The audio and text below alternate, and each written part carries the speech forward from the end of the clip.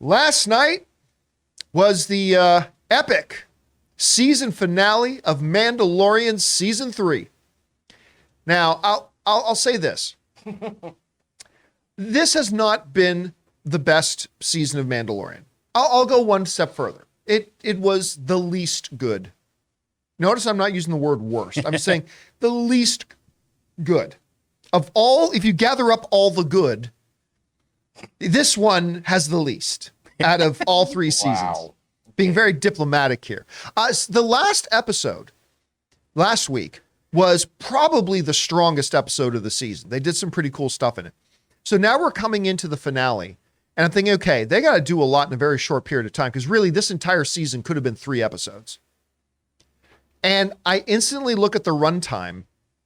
Like, you know, you start playing it and it does the previously on Mandalorian.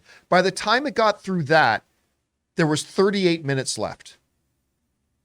You take the 5 minutes of credits out of that, and I realized, oh, the finale's 33 minutes. And I know that is a complaint that I have about the entire series. I mean, all the time. I just, you know, when we're HBO, if they do an 8 to 10 episode series, guess what? Their episodes are an hour and 10, 55 minutes, an hour, 15, whatever. They really build the meat into them. And I was just a little bit disappointed realizing that they had so much ground to cover. And this is the season finale, and it was probably going to end up being 33, 34 minutes. But whatever, be that as it may. I will say this about the finale. I thought it had some really great moments that I thought were thrilling, and I'm not going to try not to spoil anything. I thought it had some very, very good moments. The final shot of the episode, French kiss. French kiss? Chef's kiss. French chef kiss. You know, if that's what you do with chefs. Chef's kiss. I think because you said moi. You're like, oh, moi. French kiss. Moi? French tickler. So I thought the final shot of the episode was a beautiful work of art. And I mean that because I would literally take the final, if you saw the episode, you know what I'm talking about. I would take the final shot and turn it into a poster. They showed that. Didn't you see that in the credits? What were you talking about? What you're talking about right now, that shot. They had it in, you know how they show like the art boards at the end? Oh, yeah. Yeah, they had that. They showed one of the storyboards of it. Yeah, You could buy that at the Disney store. Right? Well, I just want a screenshot of the actual show. I just thought it was a beautiful shot. It was a beautiful way to end it. But I will say this, man. It was just like and again, I'm trying not to spoil it this week because normally, hey, it's the day after a show airs. It's on you if you don't want to hear about it. But this was the finale, so I'm going to try to save it a bit. But there's this whole story arc through the first 2 seasons about why Moff Gideon wanted Grogu so badly. And it was just kind of reduced to one line in the episode. Okay, what was all that about? Seasons worth of content. What was all that about? And then Moff Gideon just kind of drops it in one line and then they just move on. I'm like, okay, that was a little unsatisfying. Again, there's a battle that happens in it. I'm sorry if you think that spoils it for you, but there's a great battle that happens in it.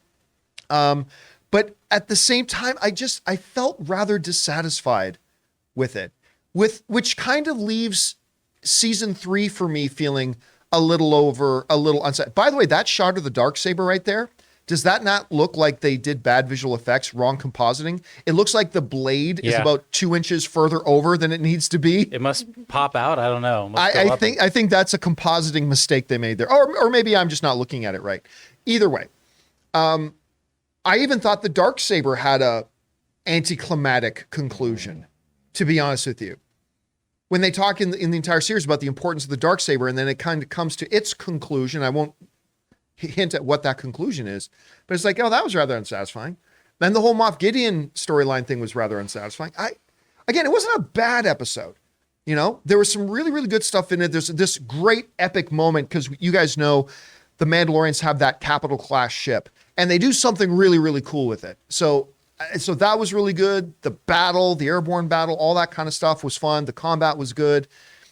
But yeah, narratively, I felt like they dropped the ball in a number of ways, which again, for me, left the finale feeling a little bit underwhelming, which in turn for me leaves the season as a whole feeling a little underwhelming to me. Again, it wasn't bad. I've come to expect a certain level of excellence from the Mandalorian series, and I don't really feel like they gave it to us at any point this year, other than the last episode. Last week's episode was really quite good. And there were flashes and moments throughout the series, but they did a lot of things that made no sense. There's something that happens in this episode that is so logically confounding that I was complaining to Ray about it off camera. Man. But I won't want to talk about it here. But yeah, so thus endeth season 3 of The Mandalorian, bringing, most of, if not all, of the big storylines through all 3 seasons to a conclusion. And again, that final shot was a thing of beauty. I loved the final shot.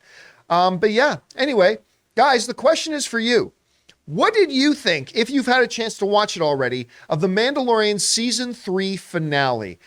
At the end of the day, for me, the season is the weakest one and a little unsatisfying, but some great moments, a couple of really solid episodes, some really interesting character dynamics they set up. I just didn't feel like they brought it home or really fleshed it out as well as they did in the first 2 seasons. But how did you feel about it? Maybe you absolutely loved it and thought it was everything you wanted it to be. Maybe you totally hated it. Whatever you guys think, jump down to the comment section below and let us know your thoughts. We want to thank a sponsor of this video, Mint Mobile. From the gas pump to the grocery store, your utility bills and favorite streaming services, inflation is everywhere. Seriously, make it stop. Thankfully, there's one company out there that's giving you a much needed break. It's Mint Mobile. As the first company to sell premium wireless service online only, Mint Mobile lets you order from home and save a ton with phone plans starting at just $15 a month. You guys know that ever since I switched to Mint Mobile, I've been saving almost 70% a month over my old phone plan. For people looking for extra savings this year, Mint Mobile offers premium wireless for just $15 a month. By going online only and eliminating the traditional cost of retail, Mint Mobile passes the significant savings on to you. All of their plans come with unlimited talk and text plus high-speed data delivered on the nation's largest 5G network. Use your own phone with any Mint Mobile plan and keep your same phone number along with all your existing contacts. Switch to Mint Mobile and get premium wireless service starting at just $15 a month. To get your new wireless plan for just $15 a month and get the plan shipped to your door for free, go to mintmobile.com/Campea. That's mintmobile.com/Campea. Cut your wireless bill to $15 a month at mintmobile.com/Campea.